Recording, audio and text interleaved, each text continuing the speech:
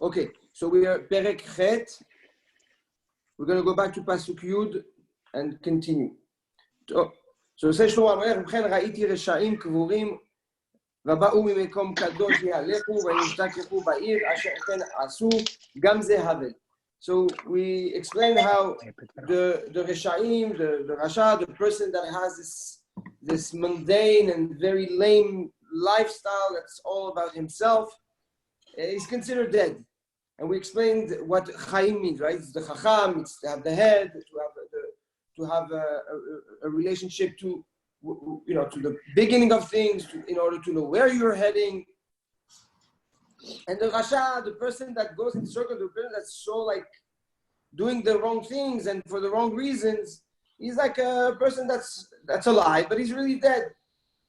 And he even what was kadosh in him and what was holy and what was a source of upliftment for him, okay? Umimekom kadosh yehalechu. They left it. And then they end up disappearing. Nobody remembers them. Another opinion, according to the Mitzvot David, is that the Rasha, you think that eventually he's going to collapse, but for some reason you don't understand. Boom, he comes back again. He stands back again on his feet. So depending on the Havel, on the definition of Havel, whether it is the fate of the Rasha that end up by disappearing, and we know exactly what the definition of a Rasha in this circumstance is. And if you understand Havel is futile, then it's pashut. It's how the cycle of the Rasha, that he just never lets go of his Resha. Why? Because he doesn't have a head. He's not Chacham. He doesn't control his Chokhmah. He doesn't use his Chokhmah properly, and he lets himself just behave, holistically and reactionally. Sorry.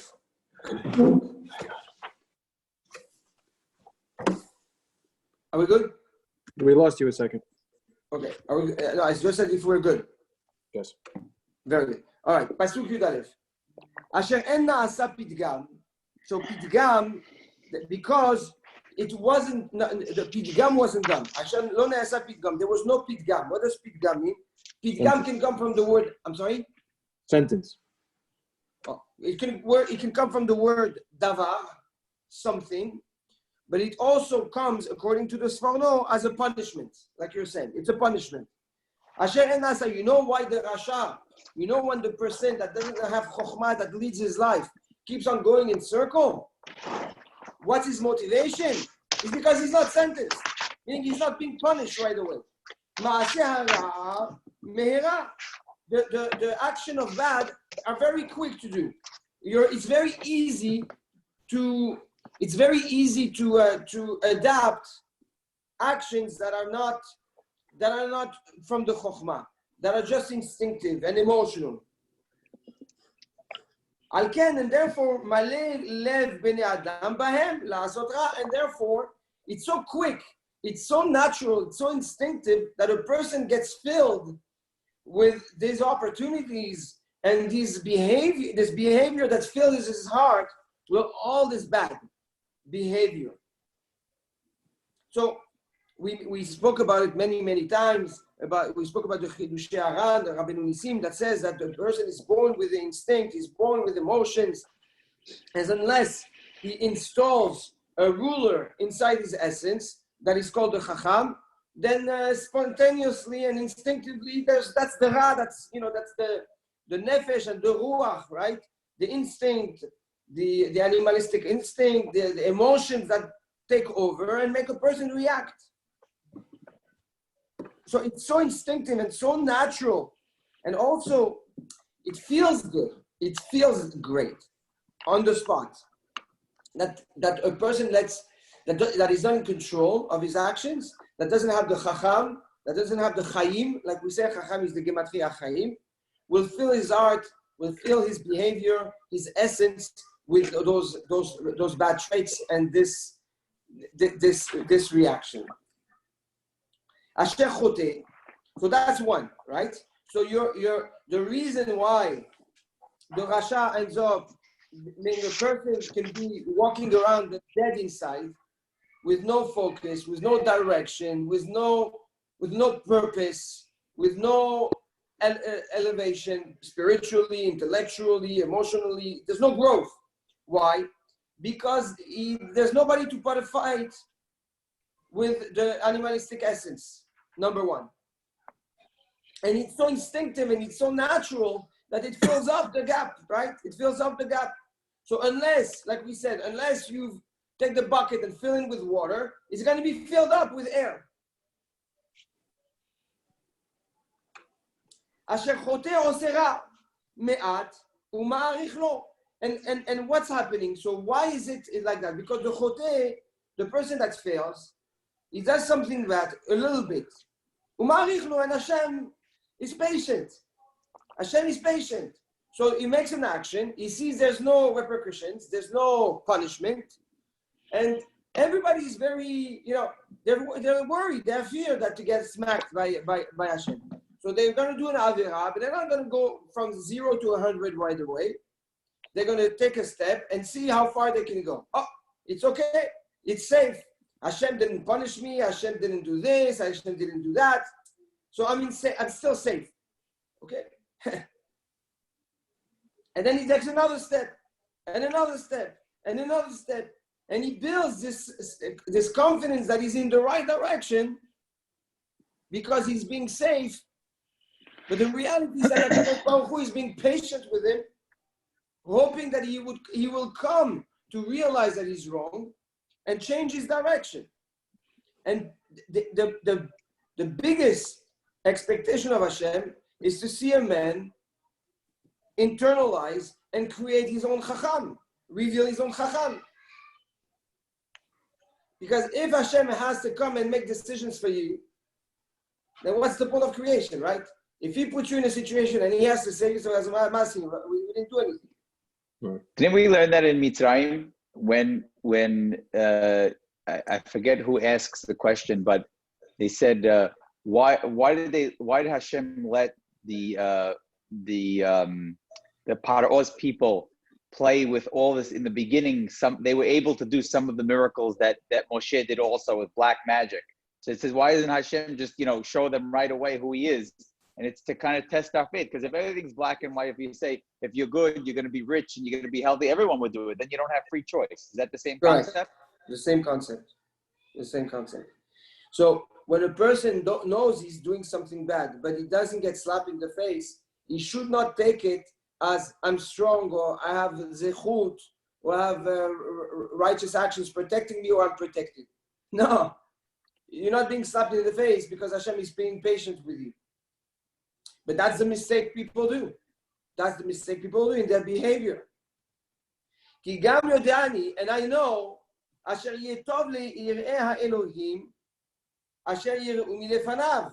And the opposite, I know that the person that has Yirat Shamayim, and we've learned in the middle of the 7th parak what Yirat Shamayim means, is a person that knows how to create this balance between the beracha he has and the application of the chokhmah in his business, in his materialistic life, in order to free himself and be able to grow and enrich himself with spirituality, with Avodat Hashem and chokhmah, etc. If you recall properly, that was the application of the chokhmah that makes a person Yireh Shamayim. Remember that in the 7th perek? Okay? Tov asher te'echos bazeh ve'gam mizeh al tanach et yadecha. It's in perek Zayin, in pasuk Yud-Chet.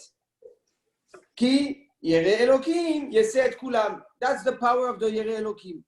So says Shlomo HaMelech, who's the Yireh Elokim? The person that knows how to apply his wisdom, right? I think that's the pasuk we use for Papa, right? We said that this is Shlomo HaMelech talking about him.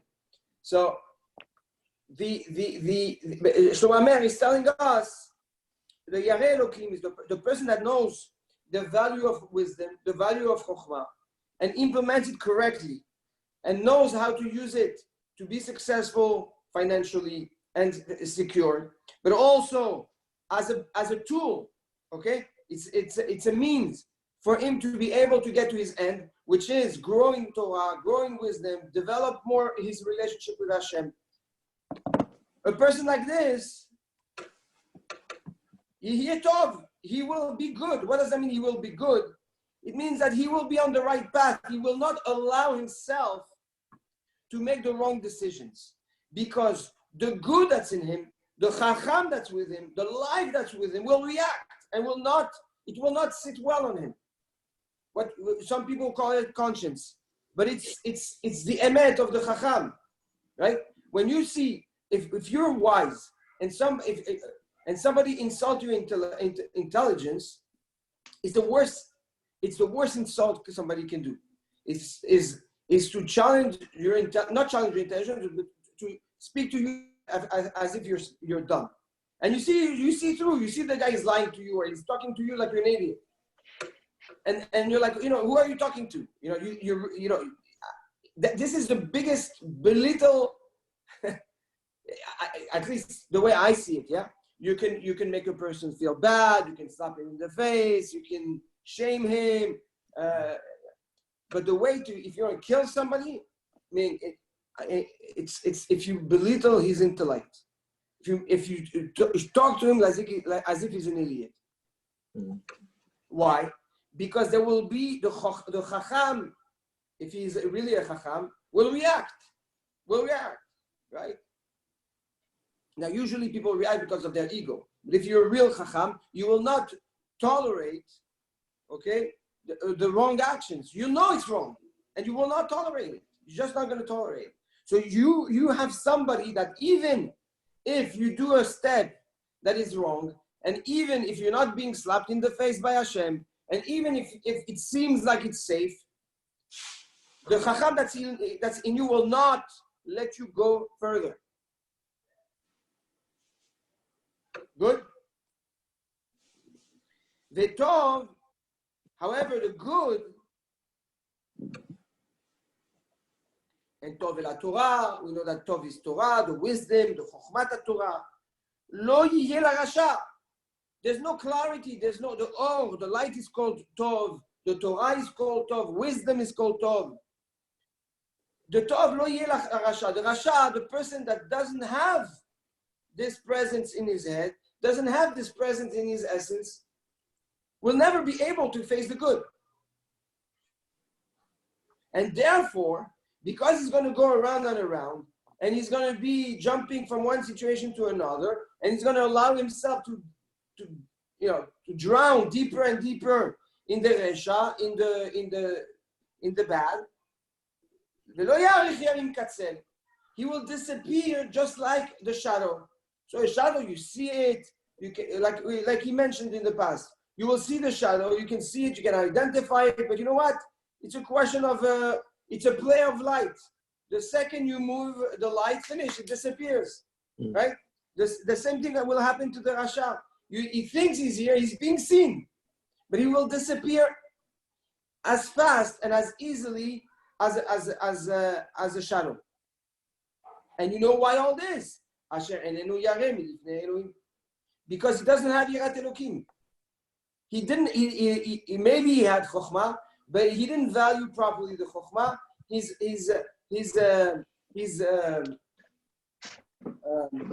priorities were not set, or he used that Chokhmah just to be strong or just to be wealthy. He was or to tzaddik or to rasha, like we saw, right, in the definition of the Yerei Elokim that Shlomo HaMelech speaks about.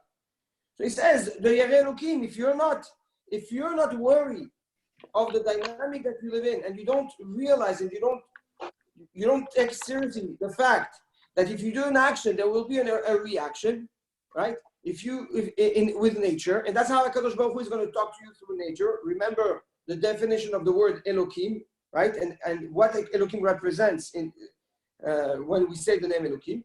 So you're going to get what you planted, right? That's the bottom line. And if you don't fear that, if you think that you can still do what you want, and there will be no physical reaction or repercussions, then you're a fool. Then you're setting yourself up for failure. And this is a person like this that is in a snowball effect of bad. At the end, he's never seeing the good. He can never see the good. He's never exposed to the good.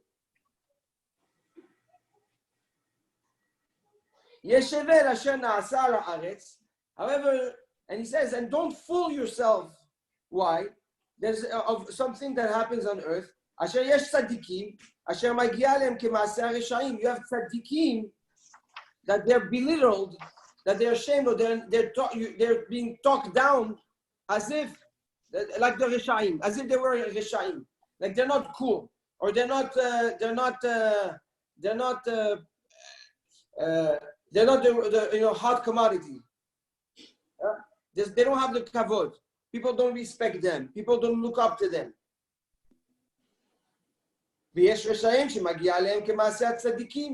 And yet you have Reshaim that don't deserve the kavod, that don't deserve the attention. And yet, if you look at the way people have attention and people listen to them as if they were big tzaddikim. This is also futility. This is also sheker. This is also part of the will of HaKadosh Baruch Hu. Hashem makes it that people create their own kavod circle. Okay, it's their own trap. It's bashul their own trap. And if your kavod, you as a person, your kavod is money, then you're going to give the kavod to the person that has money. If your kavod is wisdom, you're going to give it to wisdom. If your kavod is science, it's going to be to science. If your kavod is sports, you're going to give it to sports. If your kavod is Torah, it's going to be Torah. So he says, because most people, okay, and that's what the Rambam says, don't have chokhmah, they don't have the chacham that controls their life. So they create those circles of kavod that is based on sheker, that is based on what people love. So then you end up with what? You end up with tzaddikim that deserve the utmost kavod and they don't get it, and reshaim that you should walk miles away from and that they have all the kavod in the world and everybody's buying in front of them. All this why, this will define whether you're a chacham or not. If you're chacham, you have the chacham inside of you, you will know how to give kavod to everybody, but give the proper kavod where it really belongs. Versus giving kavod to the people that don't deserve it. It's a very, very, very puzzling message because it's a way to catch ourselves and see where we belong. Okay? How do I react when I'm next to this guy? And how do I react when I'm next to this guy? And only us know. You walk next to a Talmid Chacham, okay? Are you really going to be in awe? Wow, this guy is walking, he knows the Torah, Or, khalas, look at the thing he has on his suit. Versus walking next to a guy who can be a crook, okay? Who has zero emotions, who has no problem stabbing others in the back, and that's worth $1 billion, $2 billion. And you know what? And when he comes and he talks to you, you're shaking, and you just hope that he's going to look at you and say, hey, hello, how you doing? So depending on where you're holding, in your kavod, you know where you belong. Do you belong amongst the chacham, amongst the Yerei Elokim, or do you belong amongst the choteh, amongst the rasha? Now, it's not absolute tzaddik, Yerei Elokim, and absolute rasha, right? It's a mix. There's always a mix. In certain areas, you're going to be a rasha, in others, you're going to be Yerei Elokim, right? But where do you belong more? And if you want to work on yourself, then you have to be careful when things like this happen to question yourself.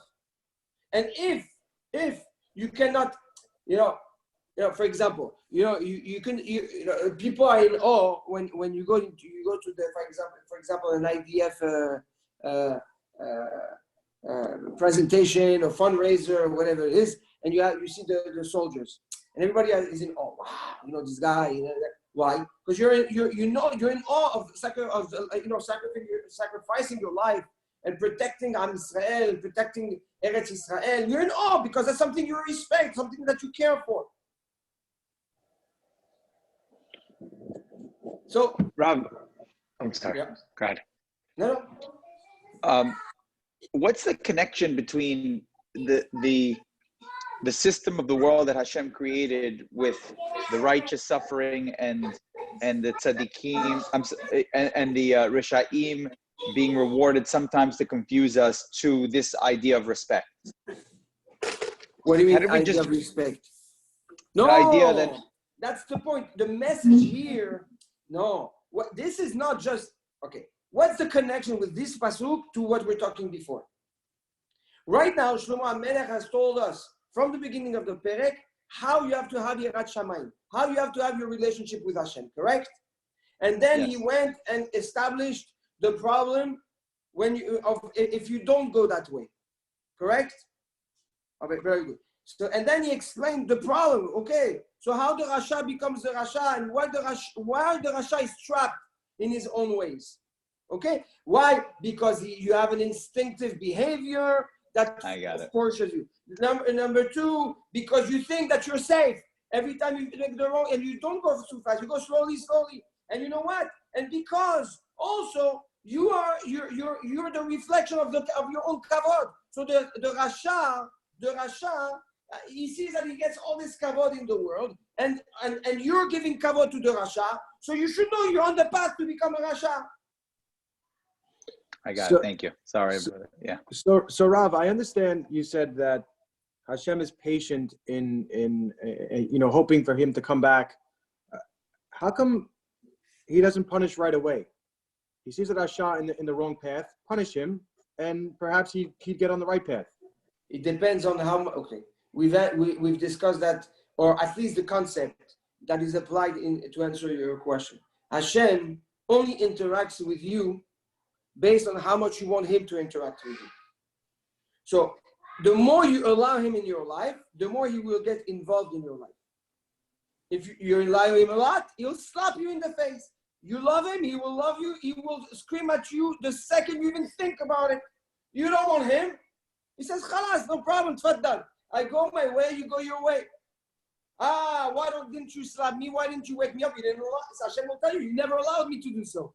You close your door, you say, Habibi, go in the next street, in the next block, and try to be machzir b'tshuva other people. I'm not interested. Hashem says, no problem.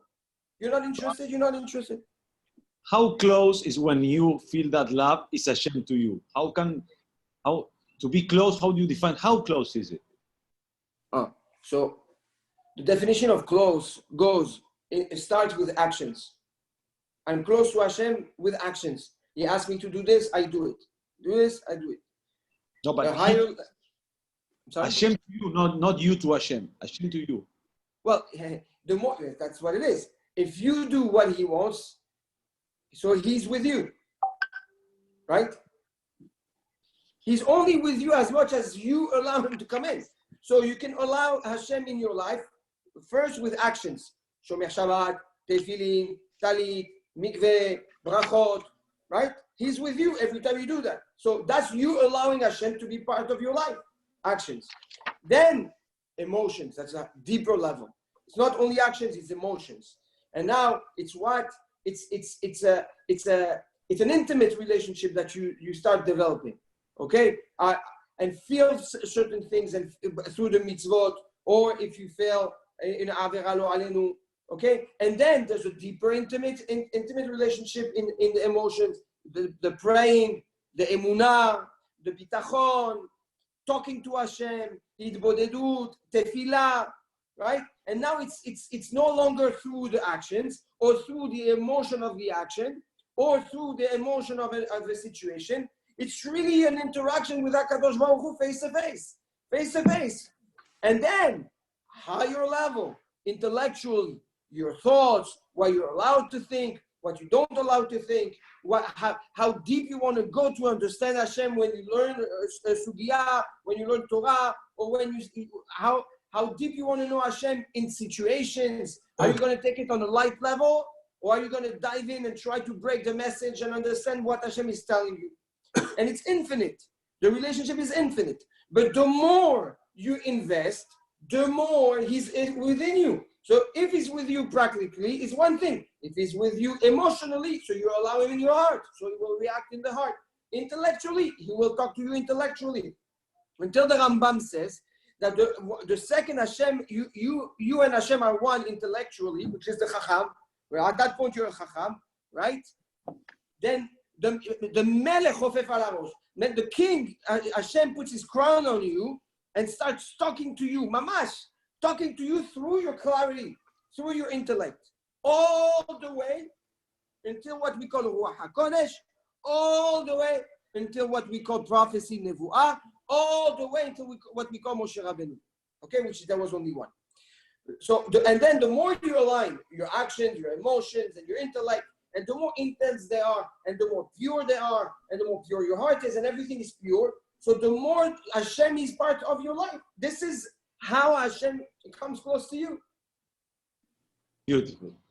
Good? Very good. So if you don't, no problem. Hashem says no. Going back to what Adam says, Hashem will tell you, no problem. You're the one who said no, don't come in. So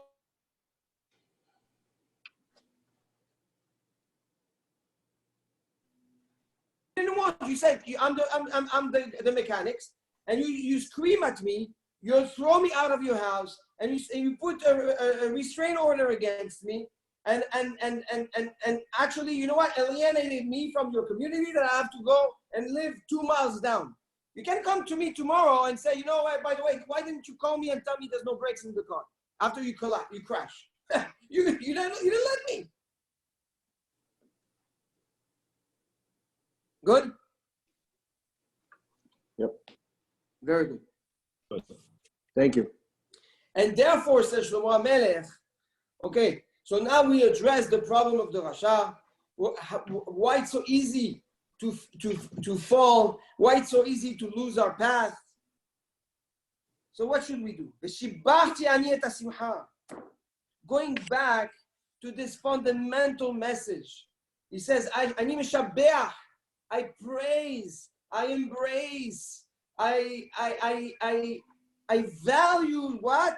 The simcha. Asher en tov la'adam tahat hashemesh, ki im le'echol ve'lishtot ve'lismoach. He says, What pasuk? what are you supposed to expect? What 15. are you under the sun? Under the sun, you need to be able to eat, to drink, to enjoy your family. All this is absolutely fair and normal and expected. But why expect more than that? He doesn't say, to have ga'ava, and to be ashir muflag, and to be a super rich, uber rich guy, and kavod. He doesn't say that. He says you need the basics so that you can feel satisfied, and that's not universal. Everybody has different levels of satisfactions. You need to feel satisfied, okay, with what's important under the sun. והוא ילבנו בעמלו ימי חייו אשר נתנו האלוקים תחת השמש. And this, to get there, you borrow time that Hashem gave you to get close to Him, or to allow Him to get close to you, in order to have a proper lifestyle and productive lifestyle under the sun. So Shlomo HaMelech is telling us the Chacham, or a way also to protect yourself from falling, is to appreciate what you have, but also appreciate what you need. Have clear understanding of what you need or what's important, because the effort you put in things you don't need is time that you borrow from Hashem to be with Him. Hashem wants to be with you. And when you use that time for other things, you're borrowing that time in vain. That will not be productive. Now, So Rav, oh sorry. No, continue. Sorry. So now, like I just said, everything is subjective. Now you're going to tell me, okay, so should I work 2 hours a day now? Oh, I have now, you know what? I have 30 properties, and those properties are bringing me X amount every month, and I don't have to work, and I don't have to do anything, so might as well stay home. That's it, khalas. Maybe every time I go to work, okay, I'm borrowing time that I should have with Hashem for things that are in vain. What's the answer? Like we said it many, many, many times. what is the purpose behind your effort? Is your purpose behind your effort to build legacy, to build a future for your children, to be able to serve Am Yisrael better, to be able to be a bigger vessel to help people, or no, just to feel like I own, like I'm bashed, right, in the past. So you need to know where you belong. If you're the Chacham knows. I did, I continue to do, and you know what? I love doing it. I want to do, and I will build, and I will develop, because I do it out of love for Hashem. Because I know that the yeshivot need, and I know that the army needs, and I know that Magen David needs, and I know that Salah needs, and I know that education, and I know.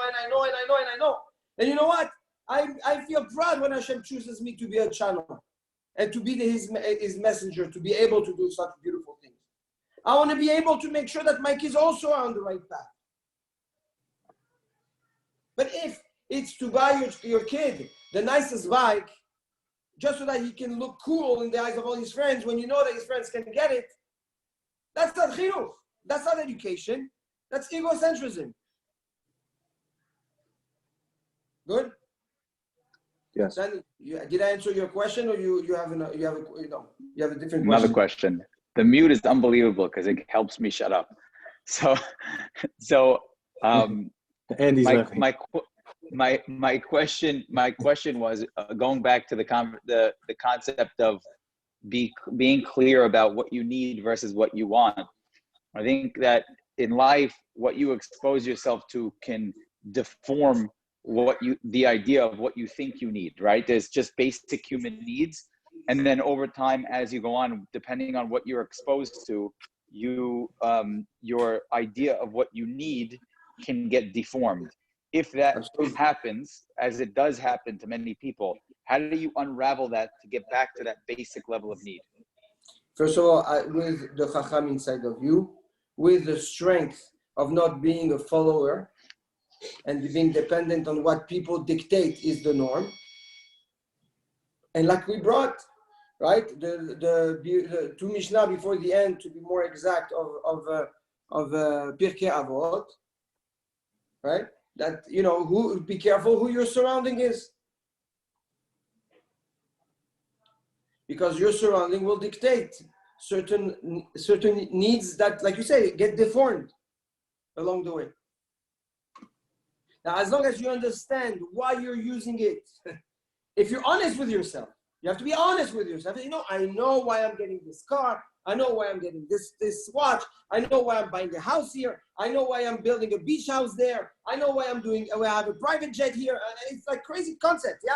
But I know why I'm having all this. If you're really honest with yourself. But be'emet, not... then it's very difficult. It's very difficult. That's why, this is why, you need Hashem in your thought process, in your heart, in your actions, because your actions will limit your exposure. Your heart, Hashem, will limit your emotion explosions or connections. Your intellect will also guide you and guard you from thinking crooked and start rationalizing on certain things and think you deserve it just because it feels good. That's the Chacham. I found a new occupation. The Emet coach. You're going to be the Emet coach. Unbelievable.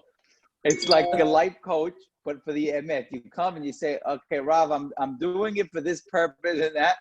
I don't think so. I love that. I'm looking for the Emet myself. So, let's continue. Pasuk Tet Zayin. Okay, we're good? Good? I think so. Good. Very good.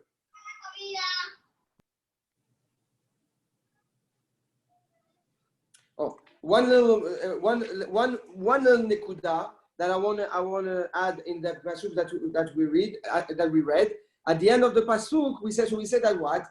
That basically you borrow time that Hashem gave you to spend with Him for other things. But you're not really borrowing. You're really letting it go. Huh? No. Borrowing, you know what borrowing? you know what borrowing means? At the end, you're gonna have to pay it back. That's what borrowing means. That doesn't mean letting it go. That means that you use time, and at the end there's an accounting, and that you have to pay. I gave you all these years because the person lo alenu, lo alenu, lo alenu. Okay, I'll give you the Sfarim HaKadoshim. I didn't want to go there because but I'll say because it's important. Like if we're exposed to emet atason. We have lo alenu people. Let's say a person needs to live 180 years. Okay, that's Hashem, how much HaKadosh Baruch Hu gave him. After 40 years, the guy passes on. Finish, lo alenu, passes on. Nobody understands. 40 years old, chacham, good guy, blah blah.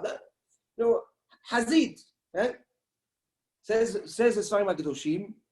We are, and by the way, let me be very clear. No one can judge and apply this knowledge and pretend to be Hashem and explain why somebody lives early, okay? Because only Hashem. But the person goes in front of Shamayim, in front of Borei Olam, in front of Kadosh Baruch Hu, and they go through his life. And they say, okay, you were supposed to live 80 years. So the guy's like, okay, what happened to, I'm 40 years old. He said, yeah, it's true you're 40 years old. But you have time to pay us back. You know, you wasted X amount of years, so we took them back. So every minute you waste is a minute you lose. Scared. You got Hold on. But you said he was a Talmid Chacham. No. I'm not. I take away the word Talmid Chacham. Okay, it's just to give you the. Doesn't matter if you're Talmid Chacham or not. If you waste time, the minute you lose, okay, you lost it upstairs. This is what Chachamim mean when they say, "Azveni yom yomayin ezveka." If you let me, leave me. Hashem says, if you leave me one day, I will leave you 2 days. How is that possible? 1 day because you let me, and the 1 day you have to pay me back. So you're losing it. So that's 2 days. That's the emet. That's the emet. I didn't want to say it, but it's important because that gives perspective in the importance of what we do with time. I'll be back in 30 seconds.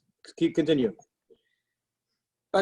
פסוק ט"ז כאשר נתתי את ליבי לדעת חוכמה ולראות את העניין אשר נעשה על הארץ, when I decided to use my heart, use my wisdom to understand the chokhmah and see and analyze and comprehend what's happening on earth, under the sun, I see that day and night the shena, the sleep in his eyes is not being felt. It says the person that wastes his time, the person, the rasha, yeah, the person that not dafka the rasha, the person that wastes his time for things that are futile, for amassment of or gains that are not really justified, not for the right reason, that are the extras, whatever the definition of an extra is to each person. He says the person at the end of the day, instead of going to sleep and thinking about the Heshbon HaNefesh, okay, what happened today? Today, did I serve Hashem properly? Was I a good guy? Did I fail? Where did I fail? What should I work on? How should I fix myself? You're going to sleep, you do accounting, yeah? Closing the books. You want to know how your day was. A person that is in the dynamic of gaining more, for the pleasure of gaining more, and doesn't have a clear definition of what he needs versus the extras, when he goes to sleep, his head is projecting the extras, dreaming the extras, thinking about the extras. He completely loses focus over the purpose of his time. His time is to serve and to be productive. So if you really understand the value of time, at night, you calm down, you think, you assess your day, because that's what's important. Your commodity is what? Is time. That's your commodity. Your real commodity is your time. So if you don't value your time, but you value the extras, then you never have an accounting of your time, because your mind always will push you towards the extras. So at night, when you're supposed to reflect, instead of reflecting, you're projecting. So you lose. It's like a business that never does accounting. Never does accounting. The business can never know where it's heading. You think you're doing good, but maybe the business owes millions of dollars and it's about to file bankruptcy. But the guy couldn't know because he never did the proper accounting.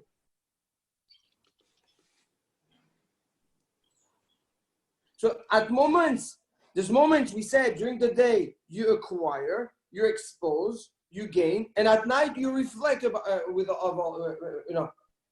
all this. Rav, is that the point of Shema Shel Mita? Correct. Yes. Not the actual Shema. No, forget the Shema. The beginning and the yes, second part. That's exactly the point. Right. Yeah. וראיתי, זה שלמה המלך, פסוק י"ז, וראיתי את כל מעשה האלוקים. I looked, I overseed, I learned, but all the interaction Hashem has with humans under the sun through nature. I analyzed it. I spent a long time to try to get to it.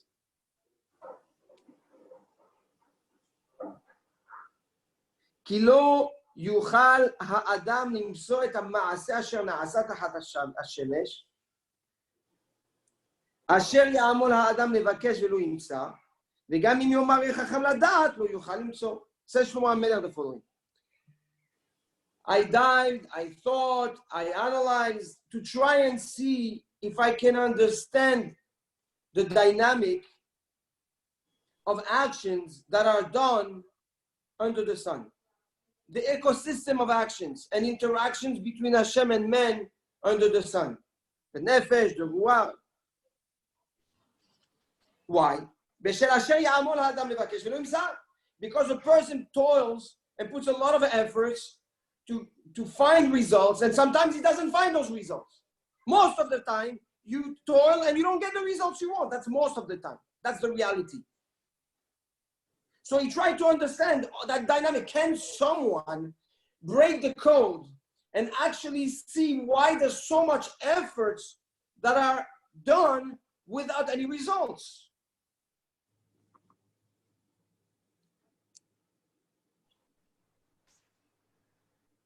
Go to the Chacham to find a solution and an answer. Lo yuchal limso. You will not find it. What does that mean? That means Shlomo Melech is basically saying the following. He's screaming, how, you know why there's so much actions and toiling and effort that go to waste? It's because you are focused on the waste. You're focused on the extra. You're focused on borrowing time, which shortens your life, just so that you can waste it.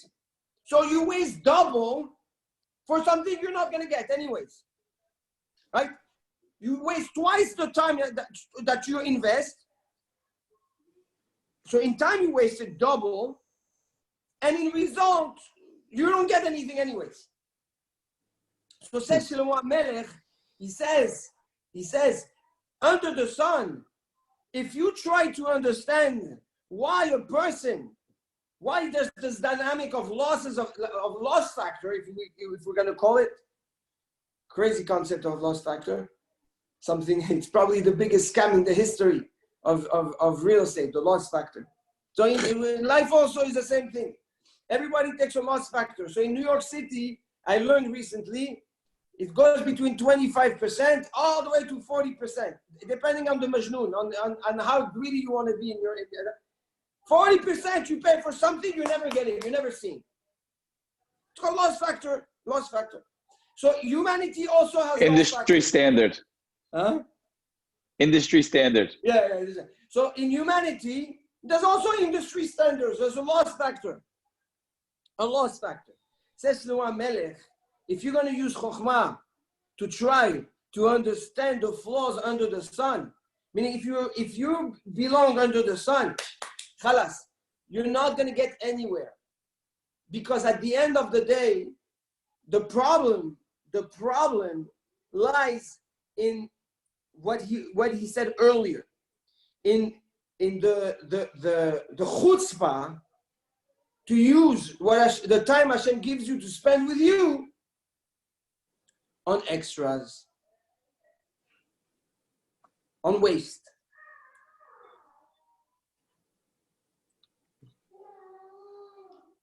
Is it true when you go up to Shamayim, they do a cheshbon of every single day of your life? Yes, that's the Orach Chaim HaKadosh says that every night. I heard that once. That shook me. Every night, and more so, every night your neshama goes up, Signs. and that spark of the day doesn't come back. Meaning? Does not come back. Meaning every night there's a spark of you that never comes back. So that's why we do Kriyat Shema. We do the Shema. The Shema Lamita is like the person that dies that does the Shema. We do the Shema for that spark of neshama that doesn't come back. And that's why we do Tahanun. We do Tahanun for that. We do Vidui for that spark of neshama that doesn't come back. That means that spark you can never. That's it. It's done. It's already in Shamayim, waiting to be judged. Wow. It's horrible. So here, Shlomo HaMelech basically, and Baruch Hashem Zachinu, finishes the 8th chapter, okay, by creating a, if you will, a perspective, a panoramic view and perspective of the interaction with Hashem and how this impacts the person all the way from his gains to the kavod and his relationships, to the impact of what's important and not, all the way to the value of time. That's what we spoke about it in last shiur from a complete different angle. We spoke about the Har Sinai in the Ashan. Ashan is olam, shana, and nefesh. Right? Space, time, and life. This is so, this is like Makeh Bepatish from Shlomo HaMelech. This is a bomba that he sends us. So Rob, I find it troubling understanding that the Shlomo HaMelech passed away at such a young age, knowing all this. Did he have wasted time? That's like I said. I put a clause before I spoke. I said no one can use this concept to try to understand why a person left at a certain time. Okay. I made them. There was disclosure. It's written in terms and disclosure. In the fine print. Rav, I have a question about superstitions and the way you have to put on your shoes in the morning, how you have to do your right, then your left, then tie your left, then tie your right, and when you go to the bathroom, you have to use a certain hand. Like, is there anything behind all these, or is it just something I heard growing up? No. The right and the left is not a superstition at all. Okay, it's halakha. It's halakha. Whatever is superstition, and we're not going to go into details of what is and what isn't, because there's so many things, but the right and the left is not superstition. That there I can tell you for sure. Because we say Yemin Hashem Romema, the right hand of Hashem is the one that always rises, and the right represents the chesed, but mercy and abundance, etc. But superstition is something that, if you ask me, it's a plague that infected emunah and people's behavior. Just out of ignorance, out of pure ignorance. Like the Nahas. The what? It's like the Nahas. What is that? Evil eye, Nahas. They do it. No, people tell you, like, if you're playing somebody in a sport and they want a Nahas, you say, oh, you never lose, because they think that if you say that, then you're going to lose. טוב. We're Yeah, still on something like recording here. that's just psychology. That's not Ayin Hara, it's just pure psychology. There's some people who really believe it though. Yeah, it's psychology. It's not they're gonna lose because it's psychology. They believe it so much that it messes up with their head and their performance. I know. טוב. בשעה טובה ומוצלחת. Rav, I love you. Yes, complete Thank the you, 8th Rav. Beautiful chapter. Thank you, Thank Rav. you. Love you all. I'll call you later about the Thank you. Beit HaMikdash. Yes, with pleasure. Okay. Call too.